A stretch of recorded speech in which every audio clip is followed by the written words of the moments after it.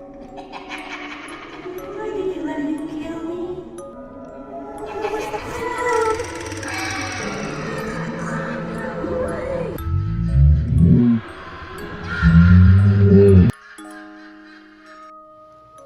El siniestro caso de Amanda. Recuerdo bien cuando todo comenzó, aquella fría noche de octubre, cuando ella llegó a este mundo. Aunque desde antes de su nacimiento, ya habían ocurrido una serie de eventos que estaban fuera de lo normal. El día 31 de octubre, todos estaban preparando sus ofrendas a los difuntos, como es la tradición. Al terminar, Marta se fue a descansar, pero no pudo conciliar el sueño, pues últimamente había tenido pesadillas con un hombre vestido de negro, y además, porque estaba embarazada, y Amanda, su hija, no dejaba de moverse en su vientre. Entre preocupaciones y pensamientos, Marta fue vencida por el cansancio y se quedó profundamente dormida. En su sueño, estaba otra vez aquel hombre vestido de negro. Su aspecto putrefacto y terrorífico le confirmaba a Marta que el infierno era algo verdadero y este demonio era la prueba de ello. Este ser aparecía como una sombra negra que se materializaba y se quedaba parada al lado de la cama. Marta quedaba indefensa y no podía moverse. Solo podía oler el desagradable olor y escuchar cómo las larvas devoraban su carne en descomposición. El demonio la miraba fijamente por un buen rato. Sus ojos rojos, como brasas, destacaban de entre la oscuridad. Aquella noche, sacó la mano de su bolsa y la puso sobre el vientre de Marta. Estaba claro que no era por Marta por la que venía, sino por la niña que se desarrollaba dentro de ella. Después de eso, se desvaneció. Amanda comenzó a moverse bruscamente y Marta despertó exaltada. Sintió húmeda su entrepierna y notó que la fuente se le había roto. El dolor del parto se hizo presente y era insoportable. Comenzó a gritar desesperada. Sus fuertes gritos de dolor despertaron a Fernando, su hijo de 10 años. El niño, al ver la terrible escena, corrió espantado a buscar a la vecina, quien era partera. Cuando llegó, había demasiado líquido y sangre esparcidos en la cama y el piso, por donde Marta había caminado para alistar algunas cosas, entre ellas, una bebida que se ocupa mucho en las comunidades indígenas, llamada la gobernadora. Este brebaje está hecho a base de esa hierba. Su efecto es preciso y ayuda a dar a luz más rápido. Aunque al principio, por un corto tiempo, se desborda un dolor casi insoportable para la madre, pero después de eso, el niño nace enseguida. Levantó la botella y tomó un buen sorbo. Después, la dejó a un lado. Entonces se acostó y se acomodó para comenzar a dar a luz, pero en cuanto lo hizo, Amanda dejó de moverse. La vecina le tocó el vientre, con preocupación y miedo en el rostro, le dijo que la niña venía atravesada y que no iba a poder tenerla. Inmediatamente, mandaron al niño a traer un doctor de emergencia. Mientras tanto, la partera por medio de masajes intentaba acomodar a la niña. Mientras lo hacía, Marta no paraba de gritar y de llorar por los dolores del parto y por lo que le acababa de decir la partera. Mientras eso pasaba, se empezó a escuchar a lo lejos el trote de un caballo que se acercaba a la puerta de la casa. Los perros de la cuadra comenzaron a ladrar y a aullar de una forma como si los estuvieran golpeando. Cuando se abrió la puerta, se fue la luz. En el aire se sintió un fuerte olor a tabaco, mezclado con un olor a putrefacción. Con terror, Marta y la partera miraron la llegada de aquel ser demoníaco. En su rostro había una sonrisa diabólica de satisfacción por todo lo que estaba ocurriendo. La partera, al percatarse, comenzó a llorar e intentó rezar algo, pero su boca no le obedecía.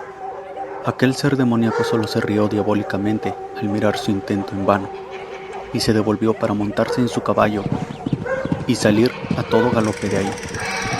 Los aullidos y ladrillos de los perros se escuchaban conforme aquel demonio se alejaba. Después de eso, regresó la luz, pero cuando la partera Volteó y miró a Marta. Esta se encontraba inconsciente y convulsionando por la impresión de lo que acababa de ver. En eso, llegó una ambulancia y trasladaron a Marta. Con el pulso casi nulo, la metieron a quirófano para hacer una cesárea de emergencia, pues aparte de que la niña venía atravesada, se encontraba enredada con su cordón umbilical. Ambas estaban al borde de la muerte. Con aquella intervención salvaron la vida de Amanda, aunque desgraciadamente Marta no corrió con la misma suerte, pereciendo en el acto. Desde entonces, Amanda y su hermano habían quedado al cuidado de su abuela. Ella la cuidaba como si Amanda fuera su hija y la protegía de su hermano mayor, quien la maltrataba, pues la culpaba por la muerte de su madre. Amanda se la pasaba siendo acosada por sombras y criaturas terroríficas. Por las noches, se despertaba muy atemorizada y desubicada, llorando la mayoría de ocasiones por los golpes, rasguños, murmullos y jalones de cabello que padecía mientras dormía. Por las mañanas, su cuerpo se encontraba arañado y con moretones por las agresiones de aquellas entidades demoníacas que la amedrentaban todas las noches. Su abuela no sabía qué pasaba. Lo único que ella podía hacer era ayudar a Amanda a calmar su llanto. Conforme iba creciendo, se volvió una niña aislada e introvertida. Su difunta madre, con los pocos ahorros que tenía, había podido comprar un lote y hacer una pequeña casa de láminas de cartón, suficiente como para cubrirse de la intemperie. Un par de días antes de su cumpleaños número 15, Amanda y su abuela habían ido al río a lavar la ropa y los trastes, y aprovecharían para bañarse también. Cuando llegaron, Amanda caminó un par de pasos dentro del río. Veía correr el agua cristalina. El sonido del caudal y el cantar de los pájaros daban una sensación de profunda tranquilidad. Se agachó para tocar el agua, pero al introducir su mano en la corriente, tuvo una visión. En esta, el agua se pintó de un color escarlata y se convirtió en sangre. Su corazón comenzó a palpitar a todo lo que daba. Con horror, miró aquel río de sangre frente a ella. Infinidad de cadáveres y extremidades de niños, mujeres y hombres eran arrastrados por la corriente de sangre. Con espanto y asombro, el fuerte relinchido de un caballo. Giró la cabeza y miró hacia la otra orilla. Ahí estaba otra vez aquel hombre de negro, con su sombrero y fumando su tabaco. Se encontraba montado en su caballo de color negro que le salía humo del hocico, mismo que no paraba de relinchar de una forma agresiva y grotesca. Su ropa rasgada y sus cuerpos parecían estar en proceso de descomposición. El jinete señaló la parte alta del río.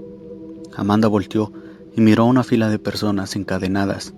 Estas se lamentaban y lloraban, mientras cruzaban con mucha dificultad.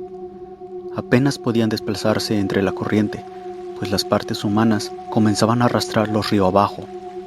Entonces, se dio cuenta de que entre la fila se encontraba su abuela.